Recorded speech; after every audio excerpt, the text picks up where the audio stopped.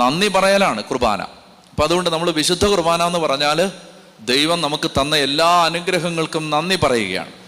അപ്പോൾ അങ്ങനെ നമുക്ക് പ്രയാസമുള്ളവർ എന്ത് ചെയ്യണം? പ്രയാസത്തിൻ്റെ നടുവിൽ കർത്താവ് പറയുകയാണ്, ഒന്നിനെക്കുറിച്ചും ആകുലരാകരുത്. ഒന്നിനെക്കുറിച്ചും ആകുലരാകാതെ എന്ത് ചെയ്യണം? എന്താ ചെയ്യേണ്ടത്? നോക്കി വായിക്കുക, സ്ക്രീനിൽ ഇങ്ങനെ എഴുതി വെച്ചിട്ടുണ്ട്, നോക്കി വായിക്കുക, അത്രയെങ്കിലും ചെയ്യുക. ഒന്നിനെക്കുറിച്ചും ആകുലരാകരുത്, പ്രാർത്ഥനയിലൂടെയും അപേക്ഷയിലൂടെയും കൃതജ്ഞതാസ്തോത്രങ്ങളോടെ